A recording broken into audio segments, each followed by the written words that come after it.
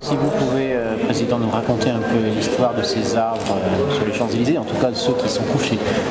Alors l'histoire est simple. Fin janvier 2009, la tempête Klaus détruit 42 millions de mètres cubes de bois.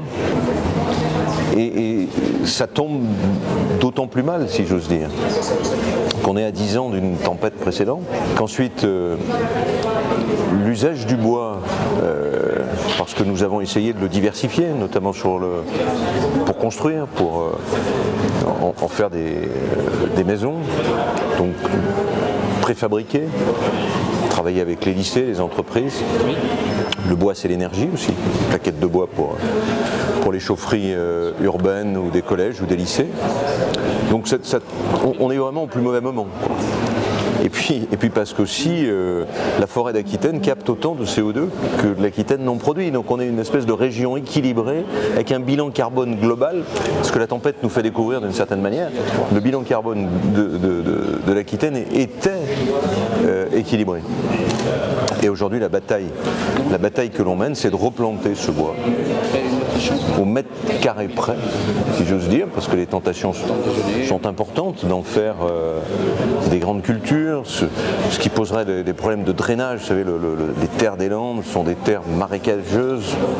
Pendant longtemps, on n'y pouvait planter que des pins, parce qu'on ne maîtrisait pas le drainage suffisamment. Aujourd'hui, on a des engins qui permettent de le maîtriser, mais imaginons ce qui se passerait. Il faudrait à la fois drainer puis arroser. C'est un sol de sable, ce qui fait que tous les intrants se retrouvent dans les nappes et dans les ruisseaux. Vous n'allez pas replanter que des pins? Si, on va replanter que des pins, mais on va essayer, c'est mon souhait en tout cas, de faire en sorte que cet usage du bois aujourd'hui qui s'étend, et c'est magnifique, qui s'étend à la construction bois, qui s'étend à l'isolation, qui s'étend aux meubles, qui s'étend au bois énergie, on va essayer de le développer d'une certaine manière. Donc il y a un vrai défi à relever. Ce qu'on voulait montrer ici à Paris à l'occasion de cet événement de Nature Capitale, eh bien ma foi, c'est ce que l'on voit dans ces paysages d'Aquitaine, à savoir ces troncs présentés les uns après les autres, bord de route comme l'on dit, ou bord de forêt, avant d'être transformés.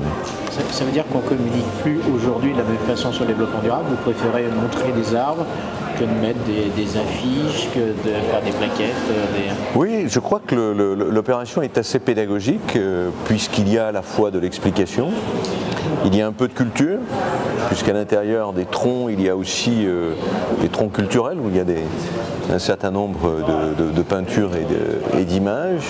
Et je crois que le soir, la nuit, tout ça va être particulièrement beau, quoi. Voilà, donc on essaye de présenter une part de la nature d'Aquitaine. Vous pensez qu'on peut faire se rencontrer les artistes, l'environnement, tout ça, c'est pas deux mondes qui s'ignorent? Non, en tout cas là on part sur une idée qu'un de mes amis et collègues, Jean-Pierre Dufour, nous a proposé, une double idée d'ailleurs. 1 mètre cube de bois, c'est 1 tonne de carbone piégé. Donc on a présenté au Conseil régional et sur les quais de la Garonne à Bordeaux une série de blocs de bois pour montrer aux Bordelais, pour montrer aux Aquitains qu'utiliser le bois, faire pousser les arbres, c'était piéger le carbone. D'une part, donc c'était une œuvre artistique qui se poursuit ici.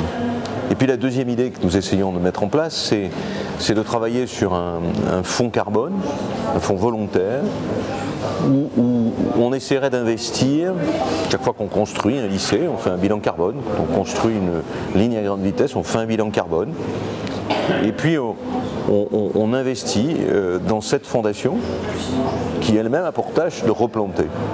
Donc quelque part c'est pas un impôt carbone. C'est volontaire. Oui, c'est un geste volontaire pour replanter la forêt. Donc ça va être un principe aussi pour toutes les constructions de la région, les prochains lycées?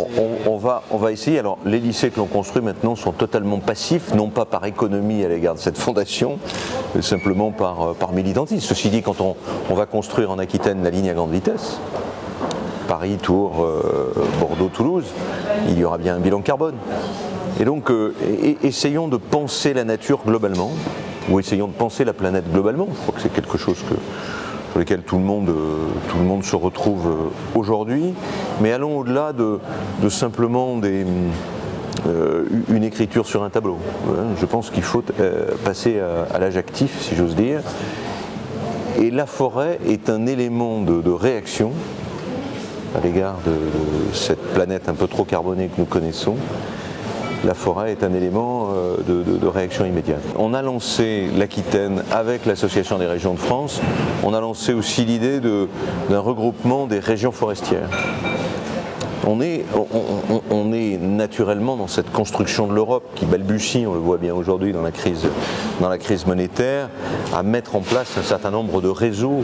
Et je pense que la défense de la forêt, de la transformation de la forêt, d'une forêt qui est à la fois usagère, mais aussi une forêt de rapport, une forêt cultivée, fait partie aussi des batailles que l'on doit mener. Le bois est un élément magique. C'est un élément magique parce qu'encore une fois, il capte le CO2. Il permet de construire les maisons les plus passives ou les plus protectrices possibles. Il permet de faire des lignes de meubles extraordinaires. Ce sont un mot que l'on a évoqué, les fameuses aménités, c'est-à-dire la forêt est le cadre de vie, hein, la balade, la chasse, voilà, c'est aussi tout ça, c'est vraiment quelque chose d'extraordinaire et magique. Et puis le bois, c'est aussi un des éléments d'avenir de ce que l'on appelle les matériaux composites. Nous avons créé un pôle de compétitivité en Aquitaine sur le bois. Et nous utilisons le bois en termes de matériaux composites, parce qu'il est plus dur, plus solide, plus immédiatement utilisable. Donc une vraie matière première d'avenir. Merci. Merci.